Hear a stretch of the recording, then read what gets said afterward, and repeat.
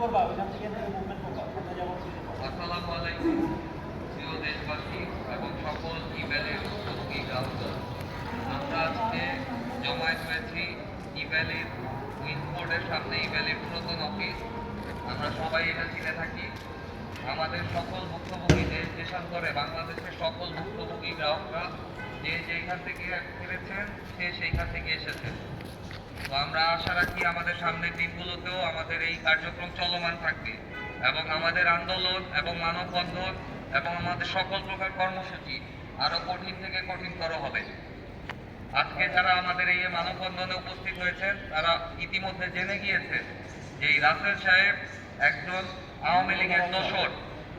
উনি সাধারণ ভুক্তভোগী গ্রাহকদের কোটি কোটি টাকা মেরে আজকে সে গোপনে লাইভ করছে, গোপনে তার ব্যবসা পরিচালনা করছে। তার যে এই যে অফিস, এই যে অফিস, এই অফিসটাতে তার সবকিছু থাকা সত্ত্বেও সে অফিস করছে না। সে সাধারণ গ্রাহকদেরকে টাকা পরিশোধ করছে না। সে জেল থেকে বের হয়েছে দীর্ঘ 1 বছরের উপরে হয়ে গেছে। এই পর্যন্ত গ্রাহকদেরকে আশ্বাসের উপর আশ্বাস দিয়ে যাচ্ছে, কিন্তু আজ পর্যন্ত কেউ টাকা পেয়েছে বলে আমার জানা নেই। শুধুমাত্র যারা তার ঘনিষ্ঠ ভাজন তারাই শুধুমাত্র টাকা পাচ্ছে। তো সাধারণ ভুক্তভোগী আমরা যারা আছি, আমরা যারা এর আগেও তার মুক্তির দাবিতে আন্দোলন করেছি, তারা কোথায় যাবে? এখন যে তারা তাদের পাওনা টাকা পাচ্ছে না, পাওনা টাকার জন্য আমাদের মানববন্ধন করতে হচ্ছে, আমাদের আন্দোলন করতে হচ্ছে। এই বিষয়ে সরকার কি পদক্ষেপ নিচ্ছে?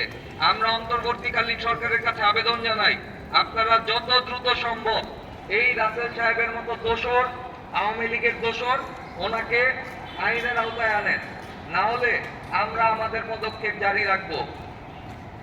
আমাদের সামনে বক্তব্য রাখবেন, এরপরে হচ্ছে আমাদের জয়।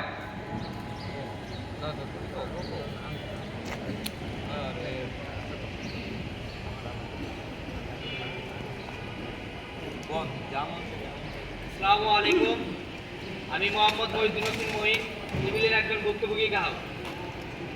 রাসেল আমাদের বলছে টাকা দিবে, কিন্তু এই পর্যন্ত কোনো টাকা দেয় নাই। রাসেল আওয়ামী লীগের একজন দালাল। দালাল বললেও কম হবে। আমাদের রক্তচোষা শালা, আমাদের রক্তচোষা সব টাকা নিয়ে গেছে। আমরা অন্তর্বর্তীকালীন সরকারের কাছে আবেদন জানাচ্ছি, আমাদের পাওনা টাকা আমাদেরকে বুঝিয়ে দেওয়া হোক, অন্যথায় আমরা অনেক কঠোর হব, কঠোর থেকে কঠোর হব।